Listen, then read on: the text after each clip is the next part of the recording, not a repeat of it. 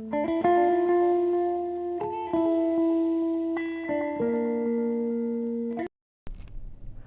दोस्तों, मेरा नाम है अभिषेक और आप सब देख रहे हैं स्टडी विद तभी। तो दोस्तों, आज की इस वीडियो में हम सीखेंगे बाई पार्ट्स इंटीग्रेशन, यानी कि जिसे हम हिंदी में खंडशः समाकलन भी कहते हैं, किस तरीके से करते हैं। ठीक है, तो चलिए देखते हैं। देखिए, सबसे पहले हम समझते हैं कि खंडशः समाकलन का उपयोग कहाँ पे हम करते हैं। देखिए, जैसे हम जानते हैं कि जो हमारा इंटीग्रेशन ऑफ एक्स होता है with respect to D X, ठीक है, तो जो ये होता है एक्स स्क्वायर बाई 2+c।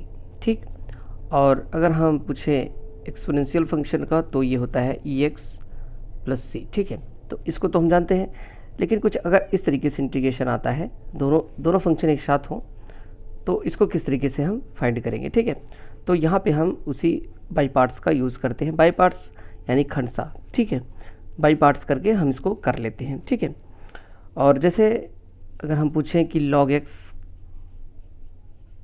इसका क्या होगा इंटीग्रेशन, तो इसका तो 1/x तो होगा नहीं, क्योंकि D D x of log x, यानी कि log x का जो अवकलन होता है, डिफ्रेंशिएशन होता है, वो 1/x होता है। ठीक है, तो इसको किस तरीके से फाइंड करेंगे, तो इसको भी हम इस तरीके से खंडशः से यानी कि बाई पार्ट से फाइंड कर सकते हैं। ठीक है, तो आइए देखते हैं किस तरीके से करेंगे। देखिए, इसमें दो चीज़ें हैं, एक तो फार्मूला इसका है, और फार्मूले से पहले हमें इन दोनों फंक्शन में से एक फंक्शन को पहला फंक्शन और एक फंक्शन को दूसरा फंक्शन मानना होता है। ठीक है, तो पहला दूसरा किसको मानेंगे, उसके लिए एक फार्मूला होता है आईलेट, ILATE। ठीक है, LATE। ठीक है, आई का मतलब होता है इन्वर्स ट्रिग्नोमेट्रिक फंक्शन, यानी कि जैसे sign inverse x, cos inverse x, इस तरीके से। एल का होता है लॉग, ए का होता है अल्जेब्रिक का जैसे एक्स हो गया। ठीक है, और टी होता है ट्रिग्नोमेट्रिक। ठीक है, ये इन्वर्स ट्रिग्नोमेट्रिक होता है और ये ट्रिग्नोमेट्रिक होता है, और ई जो होता है एक्सपोनेंशियल, ये वाला फंक्शन। ठीक है, तो ये इसी क्रम में मानते हैं। जैसे यहाँ पे हमारा एक अलजेब्रिक आया है और एक एक्सपोनेंशियल आया है, तो अलजेब्रिक पहले आया तो इसलिए इसको हम पहला फंक्शन मानेंगे, और एक्सपोनेंशियल बाद में आया इसलिए इसको हम दूसरा फंक्शन मानेंगे। इस तरीके से अगर इन्वर्स ट्रिग्नोमेट्रिक और अलजेब्रिक आता है तो सबसे पहले हम इन्वर्स ट्रिग्नोमेट्रिक को पहला मानते हैं, फिर इसको दूसरा मानते हैं। तो इस तरीके से चलता रहता है। ठीक है, पहला दूसरा हम समझ गए। अब आइए देखते हैं, पहले हम इसी क्वेश्चन को लेकर के सॉल्व करते हैं, x e x dx। ठीक है, इसको सॉल्व करने के लिए पहले इसमें हमें पहला और दूसरा फंक्शन मानना होगा। तो पहला हम मान लेते हैं हमारा x है, और दूसरा हमारा मान लेते हैं e⁻x है। ठीक है, अच्छा, इसको पहला दूसरे मानने में एक लॉजिक और ये भी है कि उस फंक्शन को हम पहला मानते हैं जो आसानी से डिफ्रेंशिएट हो सके, और दूसरा हम उसको मानते हैं जो आसानी से इंटीग्रेट हो सके। ठीक है, आइए देखते हैं। देखिए, इसका फार्मूला जो होता है वो होता है, देखिए यहाँ पे मैं ट्रिक बता रहा हूँ, फार्मूला किस तरीके से याद करेंगे। आप याद रखिए, first I minus D I. देखिए, ये कोड वर्ड है। ठीक है, किस तरीके से इसके फार्मूला को याद रख सकते हैं। फर्स्ट आई का मतलब है कि फर्स्ट का मतलब है कि जो फंक्शन हमने पहला माना हुआ है उसको एज इट इज़ लिखना है।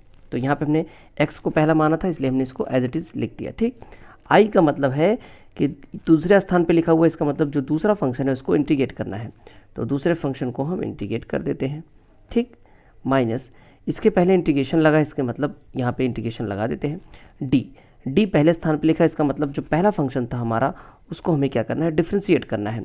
तो यहाँ पे मैं डायरेक्ट लिख देता हूँ, एक्स को डिफ्रेंशिएट करेंगे विथ रिस्पेक्ट टू एक्स तो 1 आएगा। ठीक है, डिफ्रेंशिएट करना है जो पहला फंक्शन था। और आई यानी कि दूसरे फंक्शन को इंटीग्रेट करना है, यानी कि इस इंटीग्रेशन के अंदर एक इंटीग्रेशन और भी है, तो इसको इंटीग्रेट करना है, किसको, ई, जो दूसरा फंक्शन हमारा है। ठीक है, तो ये हमारा हो गया, और इन सब के बाहर भी हमारा एक डी एक्स लगेगा, क्योंकि ये बाहर वाला इंटीग्रेशन है। ठीक है, तो इस 1 को हम सॉल्व भी कर सकते हैं। ठीक है, तो देखिए यहाँ पे x हो गया, इसका इंटीग्रेशन हम जानते हैं ex ही होता है, माइनस यहाँ पे c को हम ऐड कर लेंगे। ठीक है, और इंटीग्रेशन, तो इसका अंदर वाले का इंटीग्रेशन ex ही होगा, प्लस dx प्लस c। ठीक है, और यहाँ पे हो जाएगा x ex माइनस ex, इसका इंटीग्रेशन ex प्लस c। तो ये हमारा आंसर हो गया।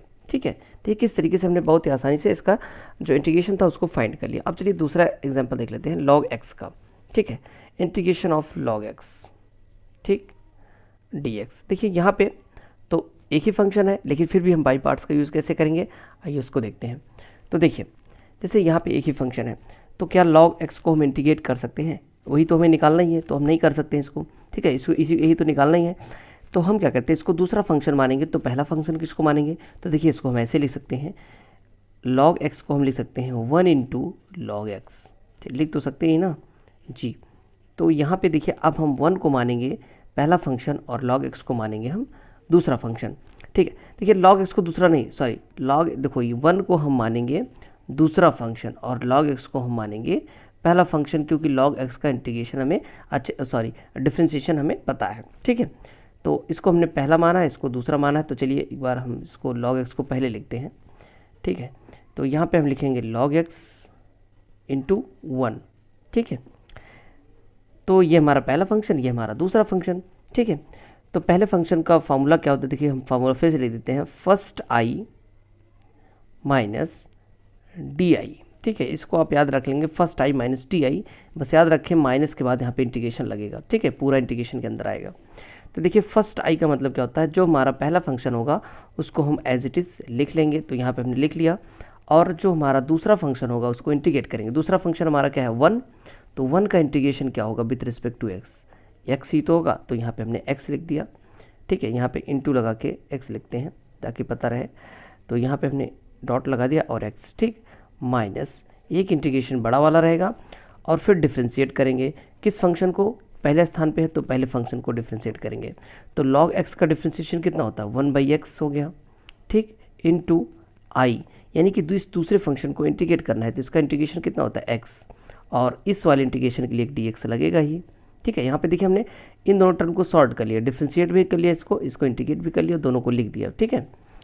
अब देखिए इस x को हम पहले लिख देते हैं, थोड़ा अच्छा लगे देखने में, x log x, यहाँ पे c को ऐड करते चलिएगा, ठीक है, माइनस, अब देखिए इस x से ये x कैंसिल आउट हो जाएगा, तो बचेगा क्या अंदर dx प्लस c, ठीक। और यहाँ से अगर हम इसको सॉल्व करते हैं तो ये होता है x log x माइनस इसका इंटीग्रेशन कितना होगा x प्लस सी, ये हमारा आंसर हो जाएगा। तो देखिए बाई पार्ट्स को बहुत ही आसानी से आप कर सकते हैं। एक दो चीज़ें इसमें याद रखनी है, वो मैं फिर से आपको रिवाइज करा देता हूँ। पहला फंक्शन को पहला दूसरा मानने से पहले, फर्स्ट सेकंड मानने से पहले इसको एक बार ज़रूर देखें, इससे आपको काफ़ी ज़्यादा हेल्प मिलेगी, ठीक है। अब मैंने बताया इसका जो रीज़न है, इसका जो लॉजिक है क्या है कि हम इसी तरीके से क्यों मानते हैं, क्योंकि ऐसा करने से आपको वो फंक्शन पहले मिलता है जिसको पहले फंक्शन को हमें डिफ्रेंशिएट करने में आसानी हो और दूसरे फंक्शन को इंटीग्रेट करने में, ठीक है। जो इंटीग्रेट करने में आसानी होगी तभी हम उसको लगा सकते हैं, ठीक है। और दूसरी चीज़ फॉर्मूला जो इसका होता है, याद रखें, फर्स्ट आई, पहला फंक्शन एज इट इज़ लिखना है, दूसरा फंक्शन को इंटीग्रेट करना है, माइनस एक इंटीग्रेशन लगाना है, और माइनस डी आई का मतलब पहले फंक्शन को डिफ्रेंशिएट करना है, दूसरे को इंटीग्रेट करना है, और इस सब के बाहर x रहेगा ही, तो इसको डिफ्रेंशिएट करके इसका आंसर निकाल लेंगे, ठीक है। तो गाइस आपको ये समझ में आया तो वीडियो को लाइक करना, चैनल को सब्सक्राइब करना। Thanks for watching.